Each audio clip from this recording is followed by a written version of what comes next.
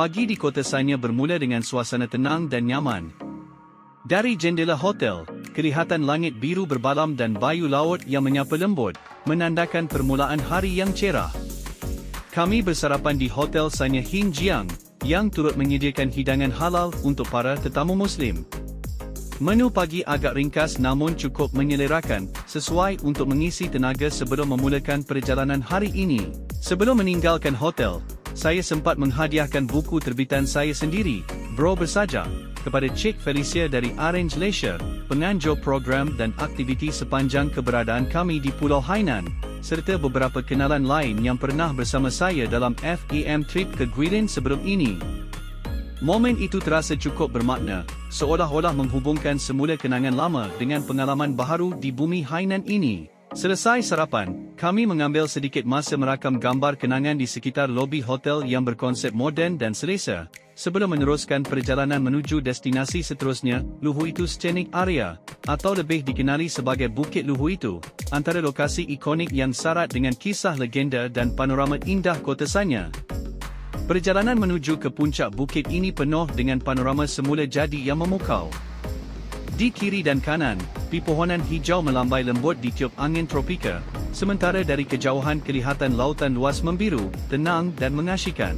Tram yang kami naiki perlahan-lahan mendaki menuju ke puncak setinggi kira-kira 275 meter dari paras laut, membawa kami menelusuri selekor-selekor bukit yang dikelilingi kehijauan hutan dan pemandangan bandar Sanya dari kejauhan. Setibanya di puncak, kami disambut oleh panorama luar biasa indah. Di sinilah terletaknya patung legenda Rusa dan gadis jelita, simbol cinta abadi yang menjadi nadi kepada kisah Luhuitu. Menurut legenda masyarakat Li, nama Luhuitu membawa maksud Rusa yang berpaling ke belakang. Dahulu, dikisahkan seorang pemburu muda telah mengejar seekor rusa hingga ke penghujung tanjung ini. Ketika rusa itu dalam ketakutan dan tiada lagi tempat melarikan diri, ia berpaling ke arah pemburu dan dalam sekelip mata, berubah menjadi seorang gadis jelita. Di situlah bermulanya kisah cinta yang abadi antara keduanya, kisah yang kekal terpahat dalam sejarah dan jiwa masyarakat Hainan hingga kini. Kini, legenda itu diabadikan melalui pelbagai sudut bergambar bertema cinta di sekitar taman. Setiap langkah membawa kita menyusuri simbol kasih yang tidak berpenghujung, daripada papan tanda berbentuk hati hinggalah siluet rusa yang menjadi lambang keabadian cinta. Tidak hairanlah Luhuitu sering menjadi destinasi pilihan bagi pasangan yang ingin merakam kenangan romantik berlatar panorama indah Sanya. Dari puncak Luhuitu, kami tidak melepaskan peluang merakam detik indah berlatar belakangkan panorama yang begitu memukau, birunya laut yang luas terbentang, kehijauan hutan yang menyegarkan pandangan, dan putingnya pantai yang memeluk garis pesisir Sanya.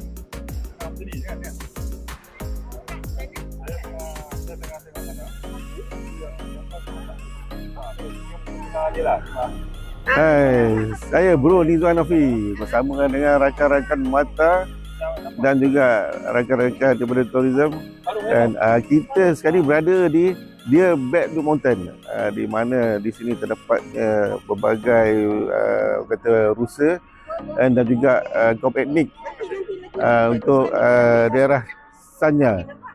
Okay, kita dapat boleh lihat pemandangan di mana, kan? Kita boleh nampak keseluruhan bandaraya Sanya di atas bukit dia Back to Mountain ni. Ya.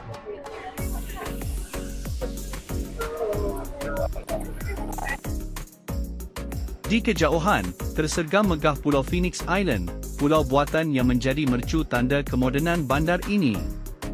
Deretan bangunannya yang unik dan futuristik berdiri gah di tengah lautan, mencipta kontras menawan antara keindahan alam semula jadi dan kehebatan seni bina moden.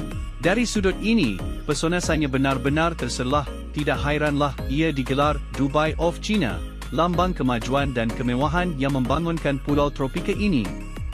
Ketika kami menuruni Bukit Luhuitu dengan menaiki tram, saya sempat merakam beberapa momen video dan gambar pemandangan indah di sepanjang perjalanan.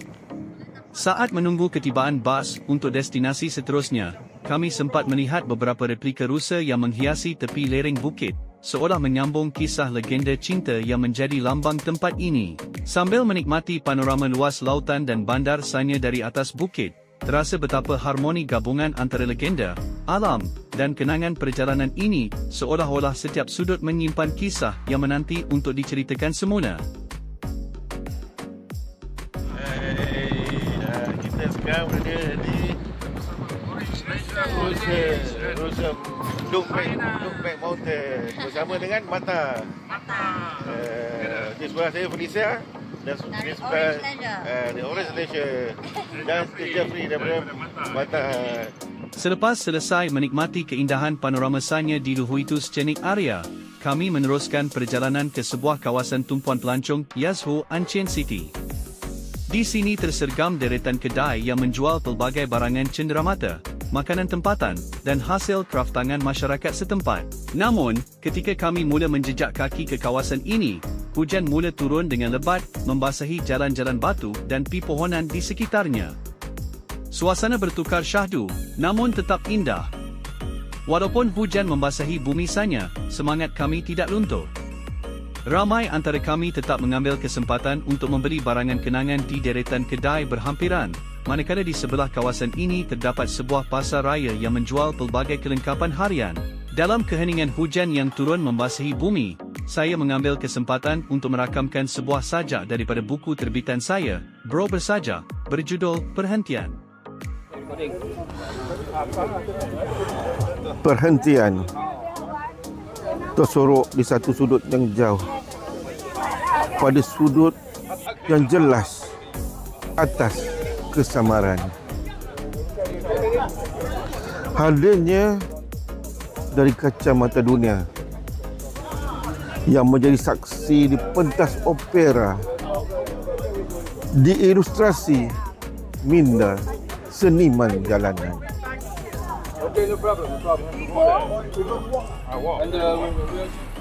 Seluruh ceruk dan rantau kuradahi mencari-cari arah perhentian abadi yang sama ini ku impikan wujudnya, tempat barakah cintaku disembadikan.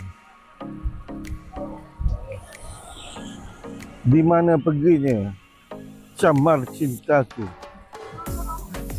memoir istana bahagia bersama kita, mengungkap tragedi di perhentian semalam, menelan setiap kepahitan dan kemanisan. Namun perasaanku sentiasa dilema perhentian yang tulus dan sejati.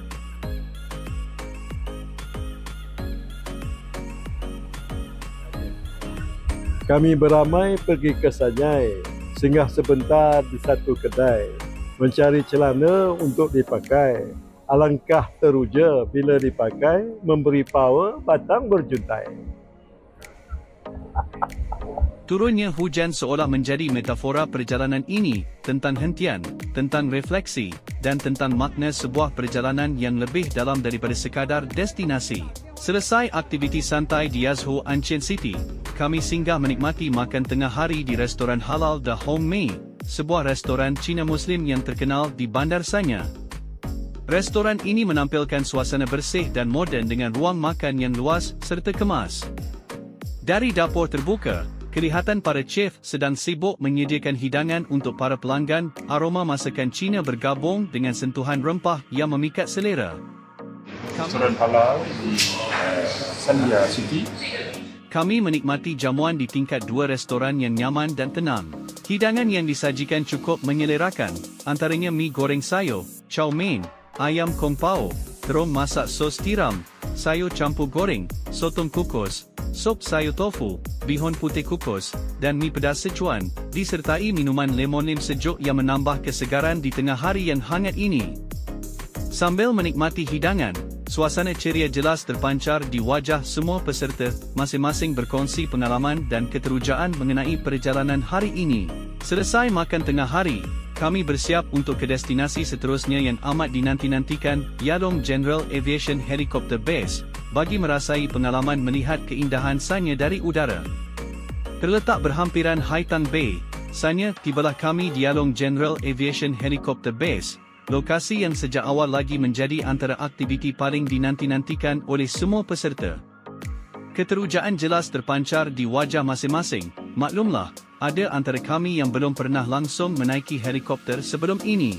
Setibanya di kawasan lapangan, kami diberikan taklimat ringkas oleh pegawai bertugas mengenai langkah keselamatan sebelum penerbangan. Setiap peserta juga perlu menimbang berat badan, ini kerana berat maksimum untuk menaiki helikopter tidak boleh melebihi 100 kg seorang, dan keseluruhan berat penumpang yang dibenarkan hanyalah sekitar 260 kg sahaja bagi satu penerbangan. Di hadapan kami tersergam beberapa buah helikopter berwarna merah yang begitu menarik perhatian. Helikopter-helikopter ini bukan sahaja kelihatan moden, malah dijaga dengan begitu rapi. Untuk trip kali ini, setiap penerbangan diberikan tempoh sekitar 10 hingga 15 minit, dan pengalaman menaiki helikopter ini telah pun termasuk dalam pakej yang disediakan oleh pihak agensi pelancongan Orange Leisure. Menariknya, terdapat dua kawasan khas di sini, satu disediakan untuk sesi bergambar bersama helikopter dengan bayaran sekitar 20 yuan, manakala satu lagi ialah lapangan sebenar untuk sesi penerbangan. Ramai antara kami tidak melepaskan peluang untuk bergambar. Ada yang sempat beraksi gaya juruterbang di dalam kokpit, ada juga yang hanya tersenyum gembira sambil menunggu giliran. Suasana di pondok menunggu penuh dengan debaran dan keterujaan. Setiap kali helikopter berlepas dan berlegar di udara, kami yang menunggu terasa bergetar semangat ingin segera merasai sendiri pengalaman itu. Dan apabila tiba giliran kami, saat pintu helikopter dibuka, jantung seakan berdegup lebih laju. Angin daripada kipas utama berputar deras, dan sebaik sahaja helikopter mula meninggalkan tanah, terasa satu perasaan yang sukar digambarkan dengan kata-kata. Dari udara, pemandangan kota Sanya terbentang indah. Garisan pantai, bangunan moden, serta kehijauan alam semula jadi bagaikan lukisan hidup dari pandangan mata burung. Ia benar-benar memujakan dan membuatkan kami seolah-olah berada di dunia yang berbeza, bebas, tenang, dan menakjubkan. Selesai penerbangan, terpancar riak keriangan dan senyuman lebar di wajah semua. Kami sempat bergambar beramai-ramai sebagai kenangan sebelum meninggalkan kawasan ini, menandakan berakhirnya satu lagi pengalaman yang sukar dilupakan sepanjang pengembaraan di Pulau Hainan. Perjalanan kami seterusnya diteruskan menuju ke Binglanggu Li and Mio Cultural Heritage Park di Sanya, sebuah lokasi menarik yang membawa kami mengenali dengan lebih dekat keunikan budaya dan warisan etnik Li dan Mio di Hainan. Tibanya kami di Binglanggu Li and Mio Cultural Heritage Park, Sanya, suasananya terasa tenang namun penuh dengan nilai sejarah dan budaya. Di hadapan pintu masuk utama, kami sekali lagi berkumpul dan bergambar beramai-ramai di depan pintu gerbang kayu besar yang dihiasi dengan ukiran unik menyerupai kepala dan tanduk kerbau, simbol penting dalam budaya masyarakat Li dan Mio yang melambangkan kekuatan, semangat dan perlindungan. Nama Binglanggu sendiri membawa maksud Lembah Pinang atau Betel North Valley, dinamakan sempena kawasan lembah yang dipenuhi pokok pinang di pergunungan antara Bauteng dan Sanya. Taman warisan budaya ini dibuka secara rasmi kepada pelancong pada tahun 1998 dan kini menjadi antara destinasi wajib dikunjungi bagi mereka yang ingin menyelami warisan etnik tertua di Pulau Hainan.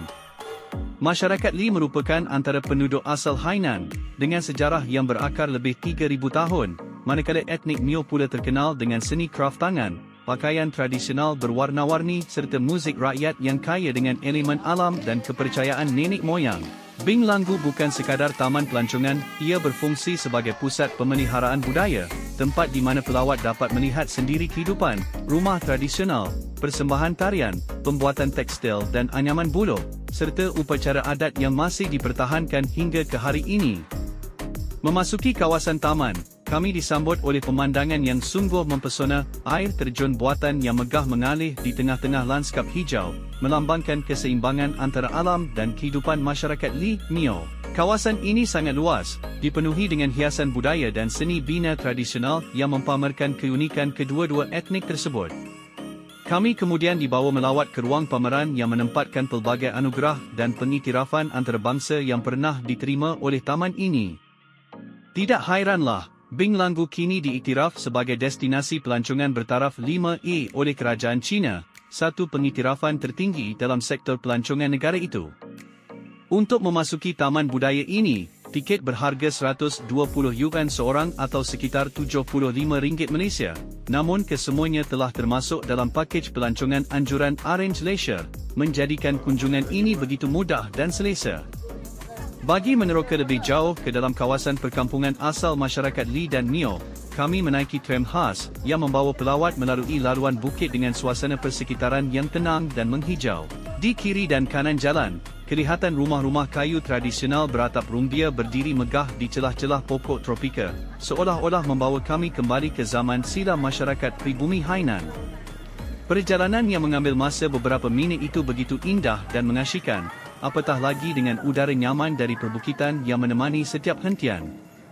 Setibanya kami di kawasan utama perkampungan, kami disambut mesra oleh beberapa penduduk asli lelaki dan perempuan berpakaian tradisional berwarna-warni. Suasana menjadi bertambah istimewa apabila seorang lelaki tua melangkah ke hadapan dan meniup sehelai daun hijau, menghasilkan alunan muzik yang lembut dan merdu, satu bentuk sambutan tradisional masyarakat Lee yang menyimbolkan tanda hormat dan doa kesejahteraan kepada tetamu. Alunan lembut dari helaian daun yang ditiup lelaki tua kaum Lee itu benar-benar menarik perhatian kami semua. Melihat keindahan cara beliau menghasilkan melodi hanya dengan sehelai daun, beberapa di antara kami cuba meniru aksi tersebut, ada yang berjaya mengeluarkan bunyi, ada juga yang hanya menghasilkan hembusan angin tanpa irama. Suasana ketika itu penuh dengan gelak tawa dan keterujaan, mencipta kenangan yang cukup indah dan spontan. Tidak lama kemudian, kehadiran kami disambut secara rasmi dengan penuh adat dan kemesraan oleh masyarakat tempatan. Mereka mengalu-alukan tetamu dengan minuman teh herba tradisional, satu lambang persahabatan dan penghormatan dalam budaya Lee dan Mio. Sambil menikmati aroma lembut teh herba itu, kami diperdengarkan nyanyian tradisional yang dinyanyikan secara harmoni oleh penduduk tempatan. Irama dan alunannya begitu merdu dan unik, membawa kami menyelami keaslian budaya mereka yang kaya dengan nilai kemanusiaan dan semangat kebersamaan.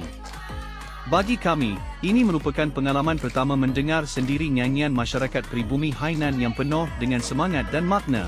Usai persembahan dan jamuan minuman, kami meneruskan langkah menjelajahi kawasan perkampungan, menyaksikan pelbagai warisan dan adat turun-temurun yang masih dikekalkan hingga kini.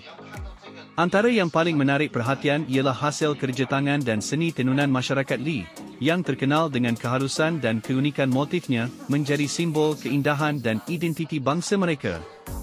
Perjalanan kami diteruskan menyusuri laluan kaki 5 berbumbung yang diperbuat daripada kayu.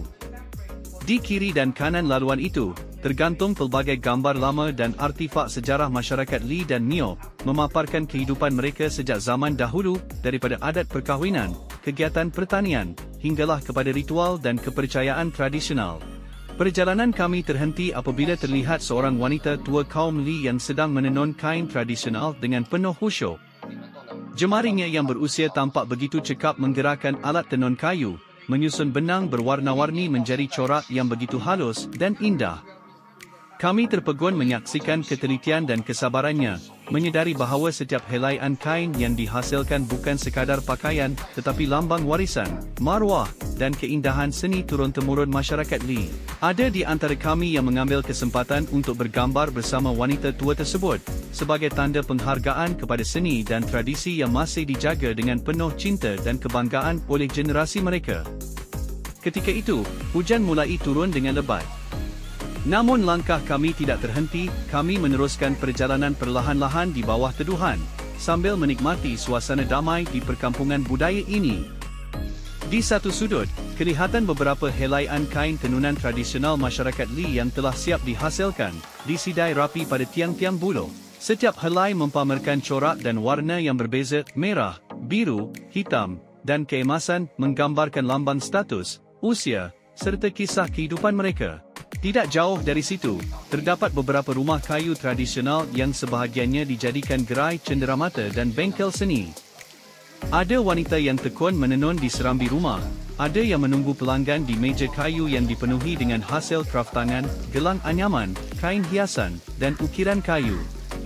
Namun disebabkan hujan yang semakin lebat, kami tidak berpeluang untuk mendekati atau menjelajah kawasan itu dengan lebih lanjut. Kami meneruskan perjalanan menuju ke sebuah ruang pameran yang luas, di mana kiri dan kanannya menampilkan pelbagai alat tradisional masyarakat Lee. Di sinilah kami mengetahui bahawa sebelum mengenal kain tenunan, kaum Li menghasilkan pakaian daripada kulit pokok. Menurut sejarah, lelaki masyarakat Li akan ke hutan untuk mengupas kulit pokok tertentu, biasanya dari pokok yang mempunyai lapisan dalam yang lembut dan mudah diproses. Kulit pokok itu kemudiannya direndam, ditumbuk dan dikeringkan sehingga menjadi helaian nipis menyerupai kain. Setelah siap, bahan tersebut dijadikan pakaian seharian, dijahit menggunakan serat tumbuhan dan dihias dengan corak semula jadi. Inilah antara bentuk pakaian terawal di Hainan, jauh sebelum wujudnya teknologi tenunan benang seperti sekarang. Warisan ini menjadi bukti kreativiti dan daya tahan masyarakat Li dalam menyesuaikan kehidupan mereka dengan alam sekitar, satu hasil seni yang bukan sahaja praktikal, tetapi juga memperlihatkan keindahan budaya yang lahir daripada kesederhanaan. Kemudian kami meneruskan lawatan ke sebuah dewan pameran yang memperagakan sejarah dan hasil tenunan masyarakat kaum asli Li dan Mio. Setibanya kami di dalam dewan itu, mata kami terpaku melihat pelbagai jenis kain tenunan tradisional yang digantung dan dipamerkan dengan penuh seni. Warna-warna yang terang dan corak yang rumit menzahirkan keharusan serta keunikan identiti kedua-dua suku kaum ini. Kaum Li, yang dianggap antara kumpulan etnik tertua di Pulau Hainan, mempunyai sejarah tenunan yang amat panjang, lebih 3,000 tahun lamanya. Mereka dipercayai antara masyarakat pertama di China yang menguasai kemahiran menenun. Tenunan kaum Li biasanya menggunakan benang kapas dan serat rami, dicelup dengan pewarna semula jadi yang dihasilkan daripada tumbuhan hutan. Setiap corak pada kain mereka membawa makna simbolik, ada yang melambangkan alam, kehidupan dan semangat nenek moyang, dan ada juga yang mencerminkan status sosial serta kedudukan seseorang dalam masyarakat. Motif seperti burung, naga kecil, dan bentuk geometri halus sering dijadikan hiasan utama. Menariknya, ada antara corak tenunan kaum Li dan Mio ini menyamai corak tenunan kaum asli yang terdapat di Sarawak, terutama dari segi motif alam semula jadi dan bentuk geometri tradisional. Persamaan ini menunjukkan betapa eratnya hubungan budaya dan evolusi seni warisan masyarakat Asia Tenggara Purba, walaupun dipisahkan oleh sempadan geografi. Manakala kaum Mio, yang turut mempunyai sejarah panjang dalam seni tenunan dan sulaman, terkenal dengan kain berwarna indigo serta sulaman tangan berlapis benang perak. Mereka menganggap setiap helaian kain bukan sekadar pakaian, tetapi warisan jiwa dan lambang identiti bangsa. Kedua-dua kaum ini mewarisi teknik tenunan mereka secara turun-temurun, dari ibu kepada anak perempuan, dari nenek kepada cucu. Proses menenun pula bukan sekadar kerja tangan, tetapi satu ritual kesabaran dan ketekunan yang mencerminkan falsafah hidup masyarakat mereka. Kini, hasil tenunan Li dan Mio bukan sekadar pakaian adat, tetapi juga dijadikan karya seni dan koleksi budaya berharga, bahkan telah diiktiraf oleh UNESCO sebagai warisan budaya tak benda dunia. Melangkah masuk ke Li and Tan Ghibli Cultural Heritage Base, kami disambut dengan pameran hasil seni kraftangan yang memukau, khususnya barangan yang diperbuat daripada perak, silver, oleh masyarakat asli Li dan Mio. Setiap ukiran dan rekaan dihasilkan dengan penuh ketelitian menggunakan tangan, memperlihatkan kehalusan seni serta kepakaran luar biasa dalam pertukangan logam tradisional mereka. Antara barangan yang dipamerkan termasuklah rantai, gelang, anting-anting, hiasan kepala serta tali pinggang tradisional, yang biasanya dipakai ketika majlis adat dan perayaan penting. Corak ukirannya banyak berinspirasikan unsur alam semula jadi seperti bunga, daun dan haiwan, yang bagi masyarakat Li dan Mio melambangkan kehidupan, kemakmuran serta perlindungan daripada perkara jahat. Menariknya, seni pertukangan perak ini telah diwarisi turun-temurun, menjadi kebanggaan dan simbol identiti komuniti mereka. Kini, hasil-hasil perak tersebut turut dijual sebagai cenderamata eksklusif, membolehkan para pelancong membawa pulang sebahagian daripada warisan budaya yang unik dan berharga daripada Binglanggu Li and Mio Cultural Heritage Park. Selesai meneliti dan mengagumi hasil perhiasan yang diperbuat daripada perak, setiap satunya penuh seni dan nilai tradisi, kami kemudiannya menaiki tram untuk menuruni bukit, kembali semula ke dataran yang menempatkan air terjun buatan itu.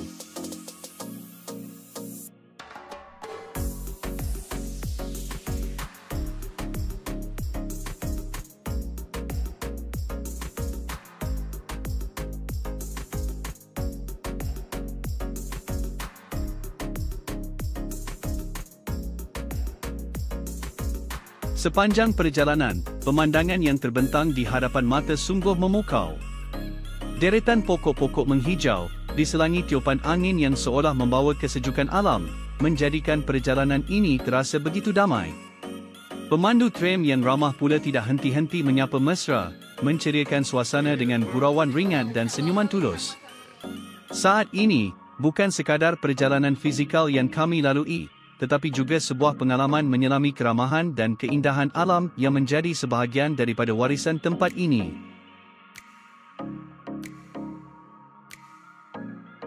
Setibanya kami di Haikou Cultural Industry Park, sebuah pusat komersial moden yang menempatkan pelbagai pejabat pelancongan dan restoran terkenal di tengah-tengah bandar Haikou, suasana malam kelihatan meriah dengan sinaran lampu neon dan alunan muzik lembut dari kafe berdekatan. Di pintu masuk utama, Panda, selaku pemandu pelancong kami, memperkenalkan delegasi Malaysia kepada pihak tuan rumah. Turut hadir, Datuk Seri Dr. Muhammad Khalid Harun, Pengerusi Persatuan Agensi Pelancongan Malaysia, MATA, yang disambut mesra oleh Encik Jen Chen, Pengerusi Hainan Kantai Travel Company Limited. Setibanya di ruang pejabat, diadakan satu sesi ringkas perkenalan dan pertukaran cenderamata antara Wakil Persatuan Agensi Pelancongan Malaysia, MATA, bersama pihak Hainan Kantai Travel Company Limited, sebagai simbolik penghargaan dan jalinan kerjasama dua hala dalam sektor pelancongan. Selesai sesi pertemuan dan pertukaran cenderamata di dalam pekarangan Haikou Cultural Industry Park, kami kemudiannya menuju ke restoran halal Madahuzi Halal Cu Esini, yang terletak di tingkat 4 bangunan yang sama. Setibanya di restoran, kami dibawa ke sebuah bilik khas yang luas dengan 2 meja bulat besar disediakan untuk rombongan delegasi dan wakil penganjur. Suasana restoran yang dihiasi dengan elemen budaya Islam dan sentuhan moden Tiongkok menjadikan ruang itu tampak eksklusif dan penuh kehangatan. Aroma masakan tradisional Cina Muslim mula memenuhi ruang, menggamit selera dan mencipta suasana mesra seakan jamuan keluarga. Secara keseluruhan, hidangan yang terhidang di depan mata benar-benar menyerupai jamuan keluarga besar di restoran tradisional Tiongkok bernama Madahuzi, lengkap dengan menu khas daerah Sichuan dan Hunan yang terkenal dengan cita rasa pedas, gurih dan aromatik. Sebelum makan malam dimulakan, Datuk Seri Dr. Muhammad Khalid Harun, Pengerusi MATA, menyampaikan ucapan pembukaan dan penghargaan kepada Encik Jen Chen, Pengerusi Hainan Kantai Travel Company Limited, atas layanan mesra dan usaha menganjurkan program FAM Trip Hainan 2025. Ucapan beliau kemudiannya disambut dengan kata alu-aluan daripada Encik Jen Chen, yang menzahirkan komitmen pihak Hainan dalam memperkukuh kerjasama pelancongan dan memperluas pasaran halal antara Malaysia dan Hainan. Majlis diteruskan dengan penyampaian sijil penghargaan kepada wakil media dan agensi pelancongan Malaysia yang turut serta dalam program ini. Sebagai penutup malam yang penuh makna, satu sesi bergambar kenangan diadakan bersama wakil Hainan Kantai Travel Company Limited serta Persatuan Agensi Pelancongan Malaysia, MATA, merakam momen kerjasama dan persahabatan dua negara yang semakin erat.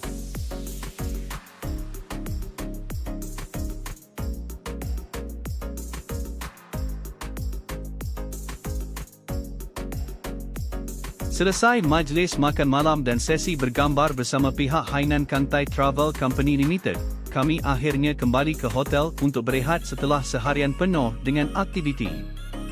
Malam di Haikou terasa tenang.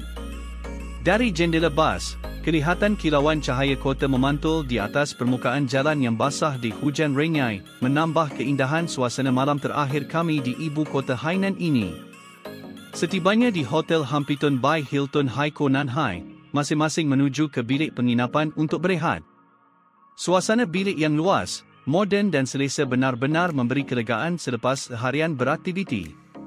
Katil empuk, pencahayaan lembut, dan aroma segar bilik menambah ketenangan malam itu. Hari keempat merupakan hari terakhir kami berada di bumi kepulauan Hainan ini. Pagi itu menyambut kami dengan suasana tenang di Hotel Hampton by Hilton Haikou Nanhai. Cahaya matahari menembusi langsir bilik yang luas dan selesa, menandakan tibanya hari terakhir kami di bumi Hainan yang penuh pesona ini. Selepas menikmati sarapan pagi di restoran hotel, kami mengambil peluang terakhir untuk bergambar kenangan di ruang dalam hotel yang moden dan di luar bangunan yang tersegam indah berlatar langit Haikou yang cerah. Masing-masing membawa senyuman, menyimpan detik-detik manis sepanjang kembara ini di hati.